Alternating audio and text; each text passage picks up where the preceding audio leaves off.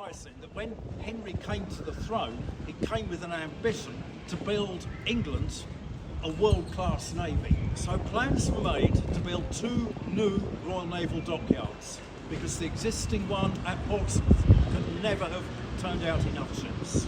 Land we're on now was an estate called the Woolwich Warren, and the Board of Ordnance said, you take our gun wharf, we will give you a very large sum of money and we'll take the Woolwich Warren. The goldsmith agreed, and this place became the property of the Board of Ordnance, and all of the ordnance purposes moved from the gun wharf to here. That's the beginning of this site as the Royal Arsenal in 1670. The rest of the story is probably best shown with the buildings in front of you. We'll go over to another building over there, which is just as historic and maybe even more so. Right, we'll leave here, walk on to more Napoleonic buildings. So there's nobody else apparently who can do the job to stand in. So they decide, guys, now, what Schelch and Verbruggen were turning out from the Royal Brass Foundry, which of course was really a bronze foundry, were solid lumps of metal that looked like this, but they were solid. Now that's no use. You've got to get a cannonball into them. You've got to have a hole, a shaft running right through the middle of the building. The pole goes down into the ground. At the bottom of it are a series of gears, and they drive shafts running into the building that is now the Dial Arch. And the reason it's called Tower Place is just to the left of the building over there was a tower, quite tall. It had its various functions into the Woolwich Warren.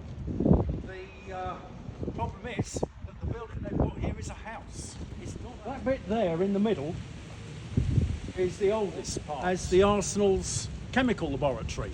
It's one of the earliest purpose-built chemical laboratories in the world. In fact, it may even be the first. On the inside of the building, it's laid out like a Victorian operating theatre. The centre, you've got a workbench, and around it there are galleries going up the side of the building so that people can look down and see the experimentation taking place. The task that they needed to undertake at the time was the blending and testing of gunpowder. Foreign gunpowder wasn't as good as English gunpowder. I say English rather than British because we haven't had the Act of Union yet. Scotland's still another country. Another rectangular quadrangle, 2 long sides, 2 short ones at either end. On one of the short ones at that end, there was a rather monumental gatehouse with a nice bell tower on top of it.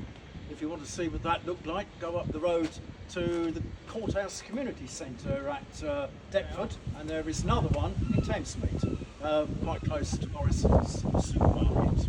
In the middle though, you had 2 two-storey pavilions, one on either side of the quadrangle, one here and a sister on the other side. Is that there is a serious threat from Napoleon Bonaparte. Now, Napoleon Bonaparte really was very, very dangerous to this country.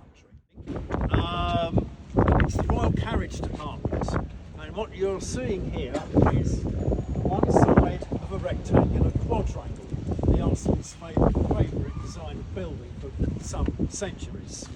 Again, the architects were James and Lewis Wyatt, but they did not have enough time to oversee the construction fully, and much of the building was done by the Royal Engineers in-house. And this one was the shot and shell store.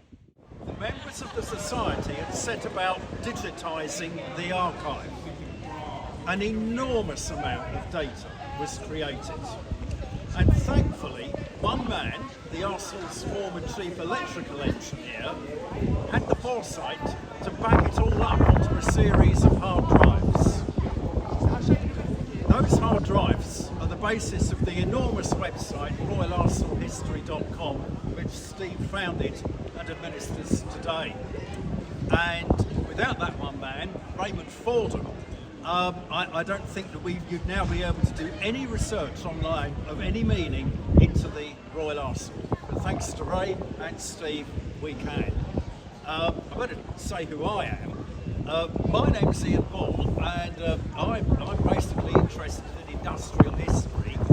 And I walked in here one day in 2007, and and asked the then Heritage Centre in this site, can you show me a map of the former Royal Arsenal? Because previously they'd all been classified and I couldn't see anything. They brought out a map and I could hardly believe it, right? It was amazing. I mean, there were over 1,100 buildings, about 70 miles of railway, nothing like it. A really remarkable site. So I started more researching and I found the name of someone who was a member of the Royal Arsenal Woolwich Historical Society, which was pretty much a secret society. Well, anyway, they let me in, and eventually, after a long time, once they could trust me, they asked me to become a member of the committee. Unfortunately, some years later, as a member of the committee, I had to help wind it up due to an ageing membership. The reason that the society isn't still with us is because it never recruited anybody. And the reason it never recruited anybody was because the people who founded it all had very sensitive jobs. They'd all signed the Official Secrets Act, and they did not really want outsiders. So I had a real privilege in being allowed in. And today I'm going to show you some of the knowledge I came across over the 14 years or so that I was associated with. Now, I'm Ian, but I know that Steve is here as well, and I want to point out that Steve is absolutely as knowledgeable about the Royal Arsenal as I am. But the reason I'm doing this is that I do a tremendous amount of guided walking, and I also do an awful lot of talks and even some broadcasting on the BBC. So I've got more, I'm used to this. But if you've got any questions about anything you see along the way, Steve is absolutely 100% more than capable of telling you anything that you want to know.